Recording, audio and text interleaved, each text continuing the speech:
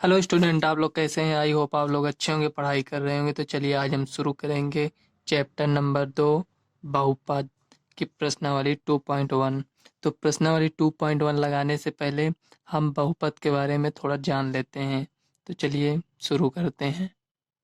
बहुपद को जानने से पहले जान लेते हैं कि चर किसे कहते हैं, चर राशियाँ कौन सी है और अचर राशियाँ कौन सी हैं। तो चर राशियाँ वे राशियाँ होती हैं जिनका मान सदैव बदलता रहता है, और अचर राशियाँ वे राशियाँ होते हैं जिनके मान स्थिर रहता है। जैसे मान लो चर राशियाँ में यक्स, वाई, जेड, ये सब जो संख्याएं आती हैं, ये सब चर राशियाँ में आती हैं। और अचर में कोई नंबर आएगा, जैसे 1, 2, 3, 5, 8, ये सब मतलब कोई नंबर आएगा अचर राशियों में। और चर में एक्स वाई जेड, इसका मान बदलता रहता है। यक्स का मान 1 भी हो सकता है, 2 भी, 5 भी, 10 भी, कुछ भी हो सकता है। तो ये चर हो गया, ये अचर हो गया।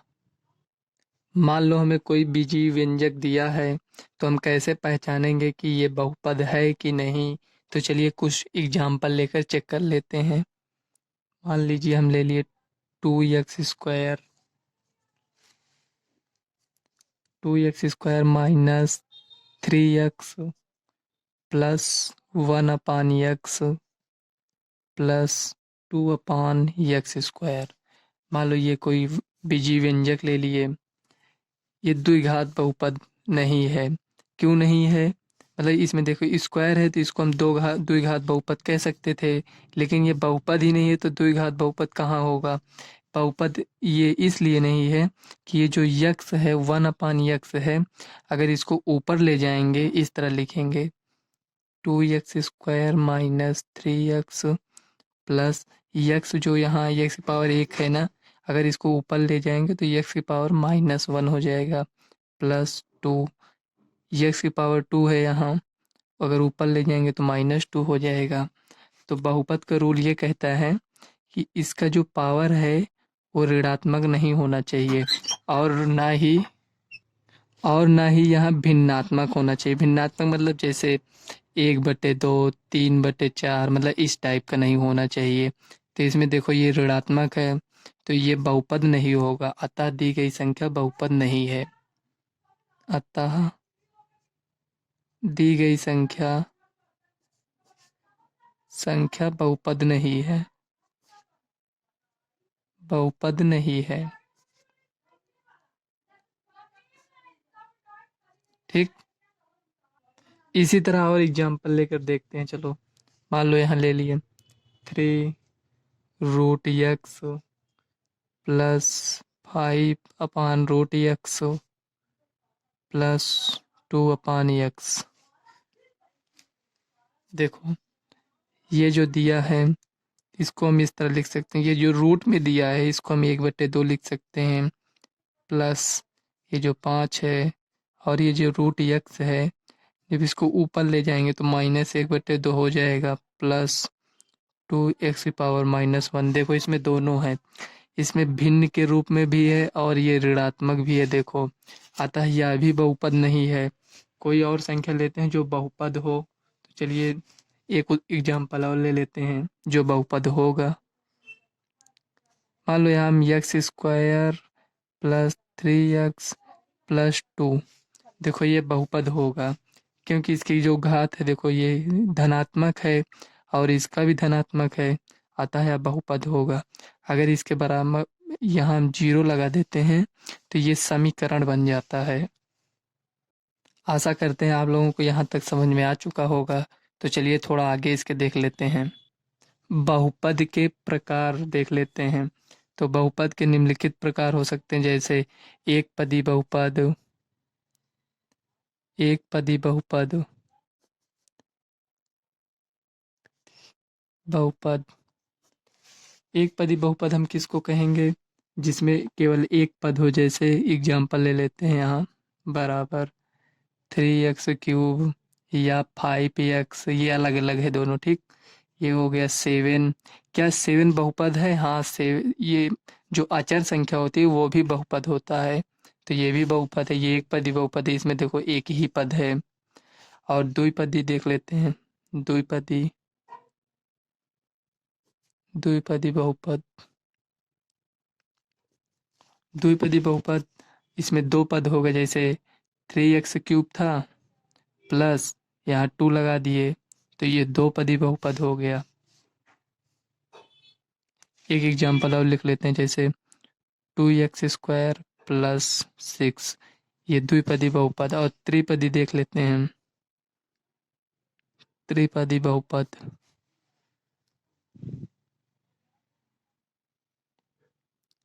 त्रिपदी बहुपद में 3 पद होंगे, जैसे 2x² प्लस 6x प्लस 3, ये त्रिपदी बहुपद हो गया। और एक शून्य बहुपद होता है। शून्य बहुपद किसको कहेंगे? शून्य बहुपद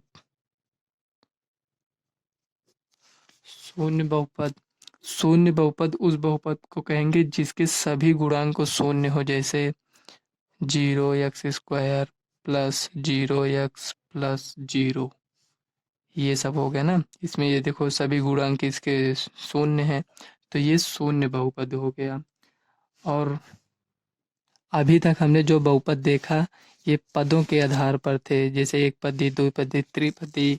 अब हम देख लेंगे घातों के आधार पर, मतलब कितने बहुपद होते हैं। नेक्स्ट पेज में देख लेते हैं।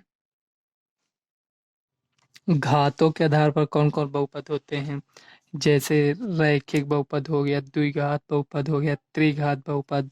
तो चलो देख लेते हैं रैखिक बहुपद किसे कहते हैं। रैखिक बहुपद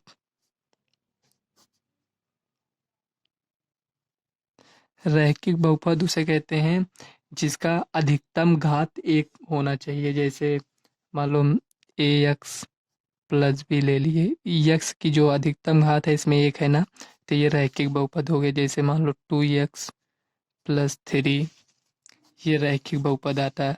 इसमें देखो यक्स की पावर एक है, इसमें अगर दो होता तो ये रैखिक नहीं द्विघात बहुपद हो जाता। चलो द्विघात बहुपद का एग्जाम्पल देख लेते हैं। द्विघात बहुपद द्विघात बहुपद तो द्विघात बहुपद में अधिकतम पावर 2 होनी चाहिए। देखो 2x² प्लस 3x प्लस 3, ये देखो इसमें अधिकतम घात 2 है, इसमें एक है, तो हमें अधिकतम घात से मतलब है, तो यहाँ 2 है ना, तो ये द्विघात बहुपद हो गया। इसके कितने शून्यक होंगे? 2 शून्यक होंगे, जितनी पावर रहेगी उसका शून्यक उतना ही होता है। जैसे यक्स का मान कितना आएगा? यक्स का मान 2 आएगा, मान लो यक्स बराबर 2 या 3, मतलब 0 1 2 मान आ सकते हैं यक्स के, या फिर ये आएगा या फिर ये, इसमें मतलब कोई भी संख्या आ सकती है। जरूरी नहीं मतलब 2 ही 3 0 1 आए, 5 6 कुछ भी, मतलब 2 संख्याएं आएंगी। और ये जो रैखिक बहुपद है इसमें का यक्स का केवल एक ही मान आएगा। और इसी प्रकार त्रिघात बहुपद को देख लेते हैं। त्रिघात बहुपद त्रिघात बहुपद में देखो इसकी अधिकतम घात 3 होनी चाहिए, यानी x³ plus 3x² plus 4x plus 3। देखो ये बहुपद है, इसमें अधिकतम घात कितनी है? इसमें एक है, इसमें 2 है, इसमें 3, तो ये 3 हो गया ना, तो ये त्रिघात बहुपद हो गया। इसके कितने शून्यक होंगे? इसके शून्यक 3 होंगे, इतनी इसकी पावर 3 है ना, तो इसके शून्यक भी 3 होंगे, यानी यक्स का मान 3 है।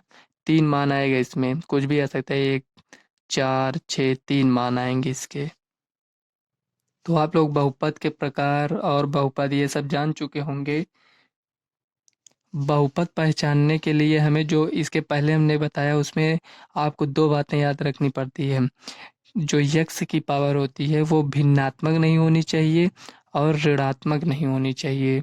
2 बातें आपको याद करना है और आप वैसे भी बहुपद पहचान लेंगे। तो चलिए अब सीधे आ जाते हैं एक्सरसाइज में। 2 पॉइंट इसमें 2.1 में दिया है, किसी बहुपद px के लिए y बराबर px का ग्राफ नीचे आकृति, ये सब जो दिया है ग्राफ, इसी के लिए कह रहा है, में दिया है प्रत्येक स्थिति में px के शून्यकों की संख्या ज्ञात कीजिए। हमें शून्यकों की संख्या ज्ञात करना है। तो चलिए फर्स्ट सवाल देख लेते हैं इसमें जो दिया है। देखो ये जो रेखा है ये x अक्ष के समांतर है, तो इसलिए इसमें x अक्ष को ये कहीं नहीं कट कर रहा है ना, न यहाँ या ना यहाँ भी नहीं कट कर रहा है, तो ये इसके समांतर है। तो इसलिए इसमें शून्यकों की संख्या 0 होगी। ठीक, कहीं नहीं कट कर रहा है तो शून्यकों की संख्या 0 होगी। और ये सेकंड सवाल में देख लेते हैं।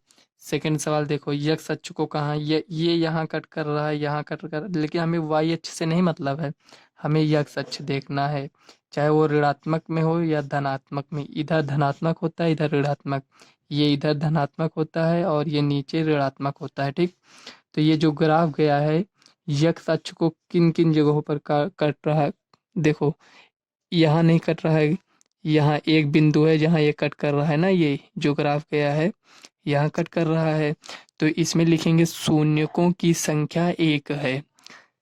तो इस ये तीसरी सवाल देख लेते हैं। तीसरी सवाल में देखो, ये जो ग्राफ गया है ये एक्स अक्ष को कहाँ कहाँ काट रहा है, देखो एक ये यहाँ कट रहा है, एक ये यहाँ, एक ये यहाँ, यानी 1 2 3। तो जो ये ग्राफ है यक्स अक्ष को 3 बिंदुओं पर काट रहा है, अतः शून्यकों की संख्या 3 होगी। इसी तरह चौथी सवाल देख लेते हैं। देखो इसमें ये यक्स अक्ष को यहाँ कट कर रहा है, यहाँ, तो दो जगह कट कर रहा है ना, तो इसमें लिखेंगे चूंकि ग्राफ यक्स अक्ष को 2 बिंदुओं पर काट रहा है, अतः शून्यकों की संख्या 2 होगी। इसमें देख लेते हैं एक 5वीं नंबर की सवाल है। इसमें देखो 1 2 3 4, 4 बिंदु, ये यहाँ कट कर रहा है, इससे में नहीं मतलब, हमें यक्स का देखना है। इसमें दिया है ना y बराबर पी एक्स, क्वेश्चन में दिया है। तो 1 2 3 4, तो इसमें लिखेंगे चूंकि ग्राफ एक्स अक्ष को 4 बिंदुओं पर काट रहा है, अतः शून्यकों की संख्या 4 होगी। और ये 6वीं नंबर की सवाल देख लेते हैं। ये दिया है, इसमें देखो ये एक, यहाँ देखो ये कट नहीं कर रहा है लेकिन इसमें टच तो है ना, तो इसको भी मान लेते हैं 1 2 3। वही जो अभी हमने आप लोगों को बताया उसको हम किस तरह लिखेंगे, ये हम इधर लिखेंगे, देख लीजिए। लिखेंगे पहले सवाल में, चूंकि ग्राफ यक्स अक्ष के समांतर है अतः यक्स अक्ष को कहीं भी कट नहीं कर रहा है, इसलिए शून्यकों की संख्या 0 होगी। इसी प्रकार दूसरी है, चूंकि ग्राफ यक्स अक्ष को एक बिंदु पर कट कर रहा है अतः शून्यकों की संख्या 1 होगी। एक बिंदु पर कट कर रहा है ना, तो शून्यकों की संख्या 1 होगी।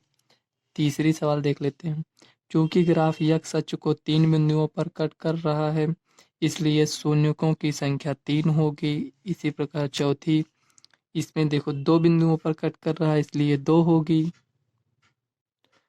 और इसमें देखो 4 बिंदुओं पर कट कर रहा है इसलिए शून्यकों की संख्या 4 होगी। और ये इसमें 6वीं सवाल में 3 बिंदुओं पर कट कर रहा है इसलिए शून्यकों की संख्या 3 होगी। एक बार देख लीजिए अच्छे से। फ्रेंड्स, आपकी एक्सरसाइज में इतनी ही सवाल थी। अब नेक्स्ट वीडियो में आप 2.2 कवर करेंगे। जो ये नई बुक है इसमें एक्सरसाइज 2.2 ही तक है, उसके बाद नेक्स्ट चैप्टर आ जाएगा, तीसरा चैप्टर आ जाएगा। तो आप लोग यहाँ तक सवाल लगाइएगा, उसके बाद जहाँ नहीं समझ में आया होगा बताइएगा। तो फ्रेंड्स चलिए मिलते हैं नेक्स्ट वीडियो में, तब तक के लिए बाय। और हाँ, अगर आपने अभी तक वीडियो को लाइक और चैनल को सब्सक्राइब नहीं किया है तो कर लेना, ताकि आने वाले वीडियो का नोटिफिकेशन आप तक मिलता रहे।